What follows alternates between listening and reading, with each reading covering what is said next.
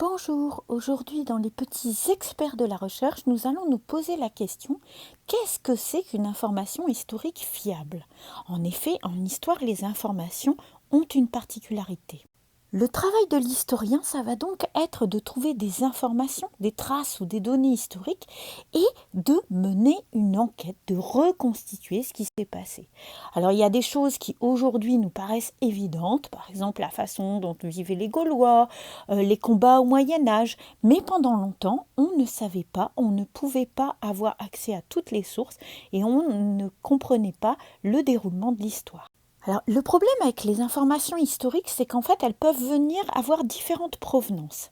La chose importante, c'est qu'on peut avoir des sources primaires, c'est-à-dire des récits, des traces, des vestiges, des enregistrements, des objets qui ont été créés par des personnages qui vivaient vraiment à l'époque étudiée, donc pendant les événements.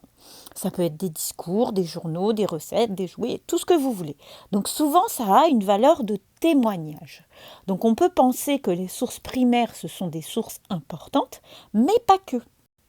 Ensuite, ce qui est important, c'est qu'on va avoir justement des historiens, des chercheurs qui vont interpréter, qui vont analyser ces sources primaires et donc qui vont créer des sources secondaires.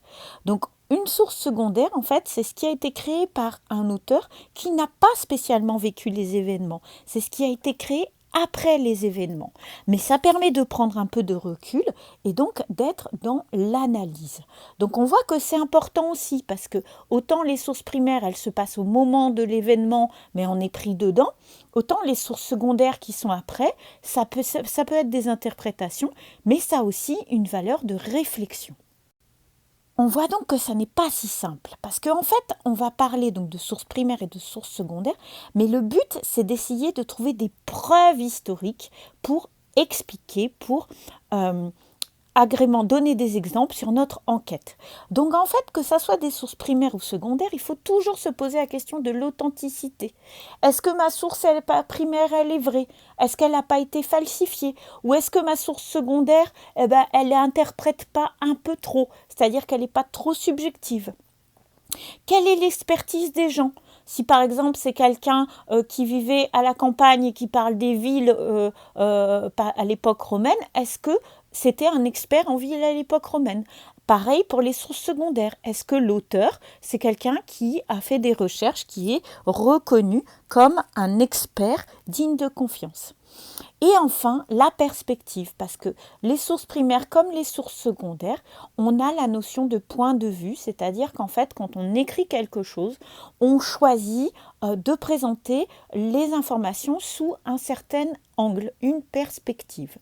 Donc, il faut prendre en compte tous ces petits critères et en fait, il faut regarder si ces sources, justement, elles ont été validées, utilisées par des historiens, il y a eu des recherches, il y a eu des expertises. Dans ce cas-là, on peut vraiment parler de preuves historiques.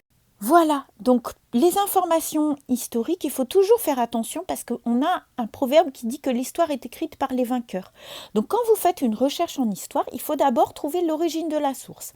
Est-ce que cette source, elle est primaire? Est-ce qu'elle est secondaire? Ensuite, quelle est sa valeur? Est-ce qu'elle a une valeur de preuve? Est-ce que justement, elle a des limites qui ont été choisies en fonction du point de vue? Donc quand vous allez faire une recherche en histoire, à un moment, il faut donner une explication sur votre source. Souvent, ça peut être très simple. Dans ce journal qui date on peut voir que l'auteur, voilà. Mais on explique. C'est très important de toujours justifier le choix de sa source, que ce soit en histoire ou dans une recherche documentaire classique.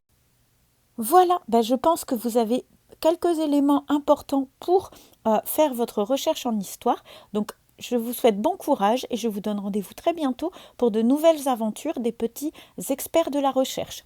Vous pouvez regarder d'autres vidéos sur notre chaîne YouTube ou sur le site csiculture.org.